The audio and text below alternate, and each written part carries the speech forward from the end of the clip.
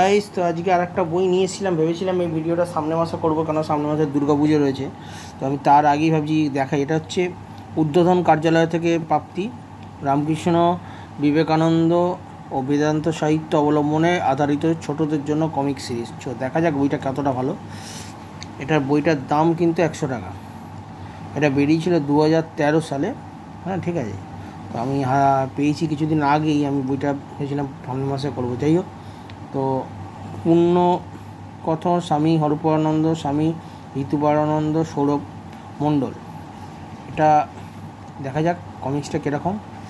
কাহিনিটা start হতে glossy paper. কিন্তু এক বর্ধিষ্ণু গ্রামের মাঠের মধ্যে এক বিশাল মেলা বসেছে। সারা দিন ধরে মানুষের হইচই, আনন্দ উৎসবে মেলা প্রাঙ্গণ মধ্যে করছে। যাই হোক, একটি পুরনো কাহিনী, কিছুটা রামায়ণের সাথে কানেক্টেড আছে। তোমাদের হয়তো এই বইটা অনেকের থাকতে পারে।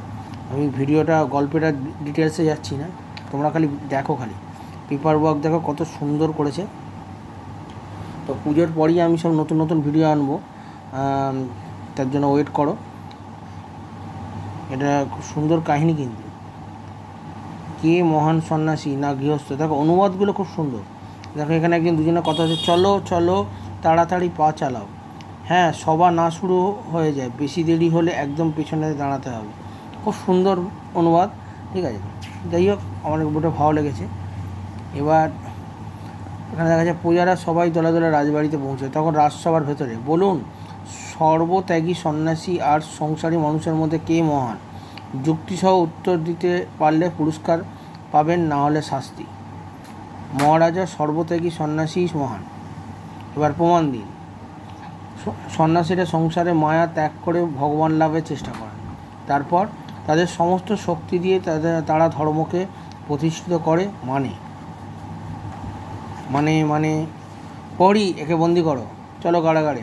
আমার ভুল হলে ক্ষমা করুন মহারাজ, ক্ষমা করুন। ইনিও সঠিক উত্তর দিতে পারলেন না। অন্যদের মধ্যে একেও কারাগারে পচে মরতে হবে। গ্রামে গঞ্জে পথে ঘাটে সাধারণ মানুষের সে আলোচনা একই, কে মহান, সর্বত্যাগী সন্ন্যাসী না সাধারণ গৃহস্থ? তো যাই হোক, এই নিয়ে কাহিনী। দেখো পেপারও খুব সুন্দর, আমার খুব ভালো লেগেছিলো বইটা। 100 টাকা দাম দিয়ে আমি কলকাতা থেকে কালেকশন করে পেলাম, হাতের কাছে দেখতে পেলাম, নিয়ে নিয়েছিলাম। তো যাই হোক, রাজদরবারে দেখো কতজনকে এরকম বন্দি করে রেখে দিয়েছে, ঠিক আছে। এখানে লাস্ট এসছে, মহারাজ আপনার প্রশ্নের উত্তর আমি দেব, কিন্তু এই 4 দেওয়ালের মধ্যে তা দেওয়া সম্ভব না। আপনাকে সিংহাসন ছেড়ে আমার সাথে যেতে হবে। মানে কি এরকম কি কথা? সন্ন্যাসীর মাথা খারাপ আছে? যদি আপনার নিঃস্বার্থে আপনার সঙ্গে যেতে পারেন, তবেই আর প্রশ্নের উত্তর প্রমাণ দেওয়া সম্ভব। মনে হয় ইনি মিথ্যে বলছেন না। বেশ, আমি রাজি, চলো। গল্পটা কত সুন্দর শোনাচ্ছে তো পাখিটি।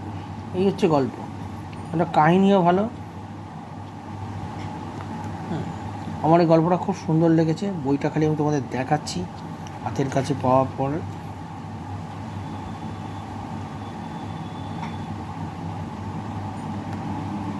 এই যে রামের কাহিনী, অ্যাকচুয়াল রামের কাহিনী বেস করেই করা হয়েছে। আমার খুব ভালো লেগেছে কাহিনিটি।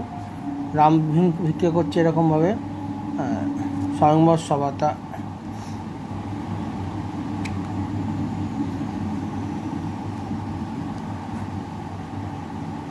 খুব ভালো হবে কাহিনিটি, খুব সুন্দর। বইটিও ভালো। কোনো সময় যদি বইটি কেউ জোগাড় করতে পারো, বইটা হাতছাড়া করো না। একদম দুর্দান্ত গল্প। গ্লসি পেপারে বইগুলো খুব ভালো হয়। কিন্তু তোমরা অনেকে খসখসে কাগজের বই খুঁজতে চাও, কিন্তু এই বইগুলো 2013-14 থেকেই মোটামুটি গ্লসি পেপারে উঠেছে। পেজ আছে তোমার 48 পৃষ্ঠা, এখানে গল্প শেষ। এবং উদ্বোধন কার্যালয়ে প্রকাশিত শিশু সাহিত্য বেশ কিছু বই এখানে রয়েছে, ঠিক আছে। যদি কোনো সময় পাই তো আমি তোমাদের কাছে তুলে ধরবো। আজকে একটা ছোট্ট করে একটা ভিডিও করলাম, কেমন লাগলো জানিও। আমি গল্পের ডিটেলসে যাইনি, এখানে গল্পের ডিটেলসে যাওয়া সম্ভব নয়। এটা টোটাল একটি খুব সুন্দর কাহিনী, শিক্ষামূলক বই। তো যদি কোনো সময় তোমরা পাও তো জোগাড় করে নাও। তো ভিডিওটা ভালো লাগলে সাবস্ক্রাইব করো, লক্ষ্য রেখো নেক্সট ভিডিও।